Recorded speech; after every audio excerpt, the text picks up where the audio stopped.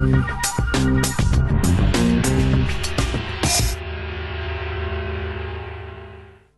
cuisine of Hyderabad has two distinctive strains, Nizami and Salar Jangi.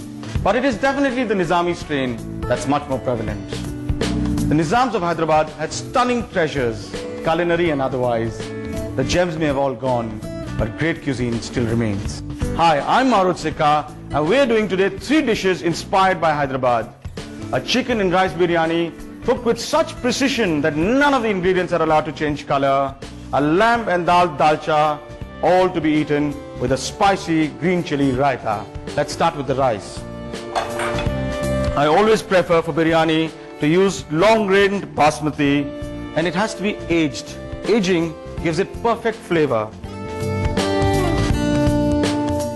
But aging also gives it a slightly offensive smell, and for that you have to actually scrub the rice between your hands like this in running water. And you have to keep doing it until the cloudiness of the water completely disappears.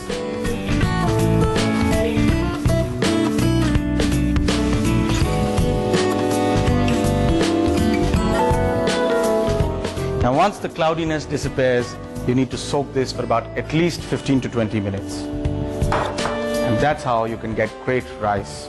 And the dal for the dalcha is chana dal or gram lentil. This also needs to be soaked.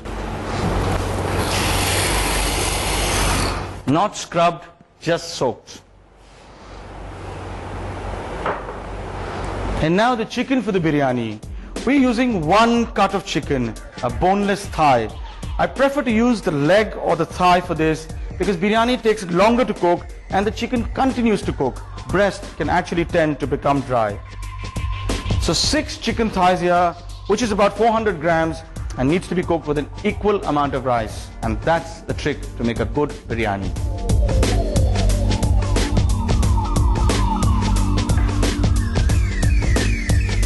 And because this chicken is going to cook for a slightly longer time, we need to make a mild pre-marination. So just a little bit of white pepper, freshly ground white pepper, 1 teaspoon, a little bit of salt,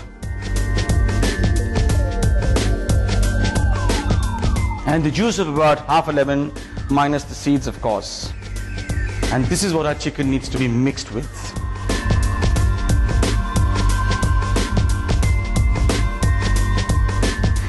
It really doesn't take very long to pre-marinate, just about 5 to 7 minutes. So while that happens, let's cut our lamb. This has been culled from the leg of a lamb, or what we call the ran.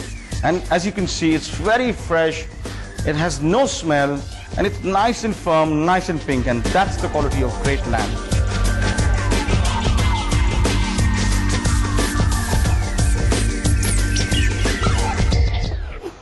For most dishes, the quality of ingredients actually determines the taste of the dish, and with lamb dishes, all the more so.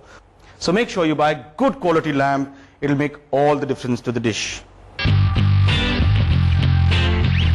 Nice small pieces of mutton, and these don't need to be pre-marinated because mutton or lamb takes much longer to cook and takes in seasoning perfectly. And as our chicken is marinating, finely slice 1 onion, thin slices like this, and chop about 8 to 10 green chilies with the seeds if you like more fire, without them if you like a more subtle flavor. Let's put the lamb to cook now. Start with a nice dollop of desi ghee. There's actually no recipe to the amount of fat or ghee you can put in a dish. It's actually a matter of your own choice, and put whatever you feel comfortable with. You're adding some whole spices, a nice large black cardamom, split open so the flavor from the seeds can come all out into the ghee. Some black pepper, about 10-12 pieces, cloves, 3 to 4 pieces, a small piece of cinnamon,